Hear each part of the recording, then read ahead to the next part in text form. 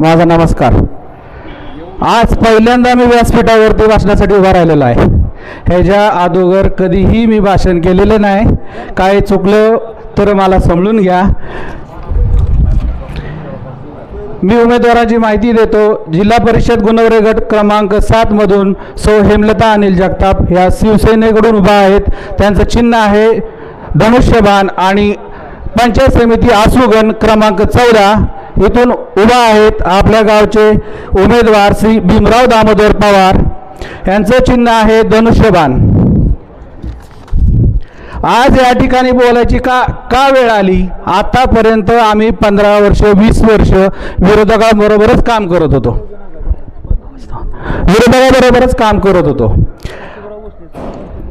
आसू गावातली ही जी आता जी लोक पळतायत, मला गावातल्या लोकांना एकच प्रश्न विचारायचा आहे. तो प्रश्न असा आहे की ही जी लोक आहेत, प्रमोद असतील, अजय शेठ असतील, स्वामी अण्णा असतील, आबा असतील, गोपने नाना आहे, बरीचशी लोक का पळतायत ह्याचं उत्तर तुम्ही शोधा. का शोधायचंय? ही लोक पहिली त्यांच्याबरोबरच होती, आज दुसऱ्या बाजूने का चालल्यात? जो आसू गावावरती आतापर्यंत अन्याय झालाय, जो आसू गावावरती आतापर्यंत अत्याचार झालाय, जो आतापर्यंत आसू गावाच्या लोकांची पिळवणूक झाली, ही जर इथून पुढे थांबवायची असेल तर तुम्हाला आम्हाला साथ द्यावीच लागेल. आणि ही साथ जर तुम्ही आता दिली नाही तर पुढे ही तुम्हाला अत्याचार, अन्याय आणि पिळवणुकीला सामोरं जावंच लागेल. ही वेळ अजून गेलेली नाही, लक्षात ठेवा. आम्ही सर्व सोडून आज इथं आहे. काळेश्वरच्या कृपेने आमचं सगळं चांगलं चाललंय, तरी पण आम्ही तुमच्यासाठी वाटतोय. इथं उभा राहणारा प्रत्येक ग्रामस्थ अडचणीत येऊ नये, त्यांना कुठल्या चुकीच्या गोष्टीला सामोरं जावं लागू नये. त्याच्या घरातला प्रत्येक उमेदवार, प्रत्येक युवा त्याला रोजगार मिळावा. इथं बाबांनी एवढ्या सर्व गोष्टी करून ठेवलेल्या आहेत. गोविंद असेल, आपली HMIDC असेल, तिथं तुमची मुलं काम करू शकतात. आजची परिस्थिती काय तुम्ही बघून घ्या. या लोकांनी काय केले?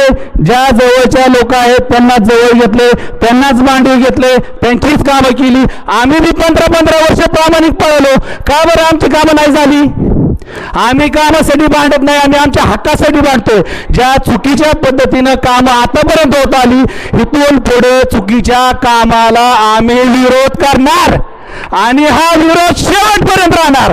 जोपर्यंत गावातनं हे चुकीच्या पद्धतीची कामं हद्दपार होत नाही तोपर्यंत रामराजे गटाचा एकही कार्यकर्ता गप्प बसणार नाही. तुम्हाला पुढची गोष्ट सांगतो, आसू गावातील सर्व जनता सुज्ञ आहेत. आता काही लोकांनी काल एकदम छाती ठोकून सांगत होती आम्हाला परिवर्तन पाहिजे, परिवर्तन पाहिजे. आजपर्यंत का तुम्हाला गरज पडली नाही परिवर्तनाची?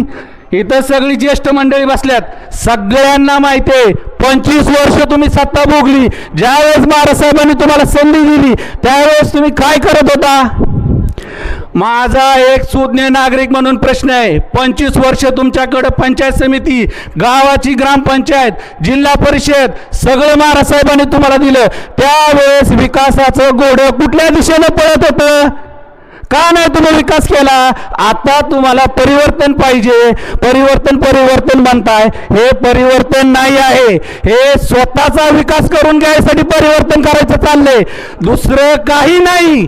तुम्ही लक्षात घ्या.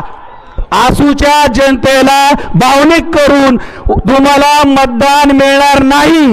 इथून पुढे जे योग्य मार्गाने काम करतील, विकास करतील, त्याच्याच मागं गाव उभा राहील. ह्याची शाश्वती आम्हाला आहे. आम्ही आज जे बांधतोय त्या सत्याच्या मार्गासाठी बांधतोय. आता एक माझी छोटीशी गोष्ट सांगतो, मला आलेला अनुभव सांगतो तुम्हाला. 15 वर्ष 2 पंचायत समिती झाल्या, 2 ग्रामपंचायत झाल्या. आम्ही निस्वार्थीपणे त्यांच्यासाठी काम करत होतो. अनुभव असा आला, एकदा माझ्या माहितीप्रमाणे तेजराज पवार साहेब उभा होते पंचायत समितीला आणि एकदा आय थिंक धनु पवार उभा होते. आम्ही नागा तोंडात फुफुटा जास्तोर यांच्या मागं, दिवसभर उपाशी यांच्या मागं. आमचा मतदार चिकन खातोय आणि जी मागं पळते ती बेसन चपाती खातोय. अहो काय परिस्थिती करून ठेवली तुम्ही कार्यकर्त्याची. ज्या कार्यकर्त्यांनी तुमच्यासाठी रक्ताचं पाणी केलं त्याला तुम्ही काय म्हणताय.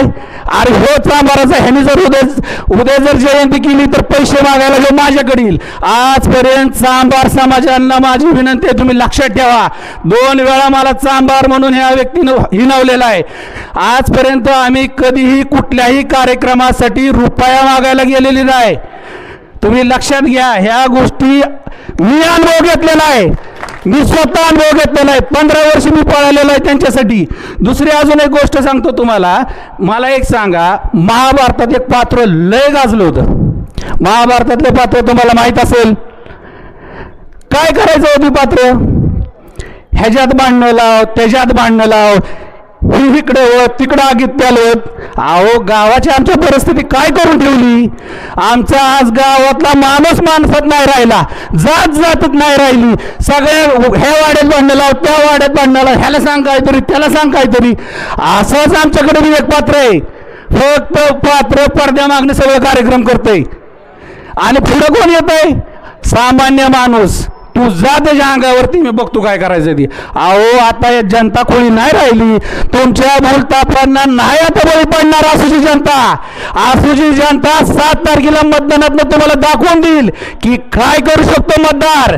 लक्षात ठेवा. हा तरुण युवकाचा आवाज इथनं पुढे दाबला जाणार नाही. तुम्हाला काय करायचं ते करा. आम्ही काय बसणार नाही. ये तो सिर्फ झाकी है, अभी ग्रामपंचायत बाकी है. लक्षात ठेवा. एवढंच बोलतो आणि आपल्या दोन्ही उमेदवारांना भरघोस मतांनी निवडून द्या. तुम्ही सत्याच्या मार्गाने चला. पापाला वाटेकरी होऊ नका. काळेश्वराची पांढरे हितच फेडायचे. लक्षात असू द्या. धन्यवाद.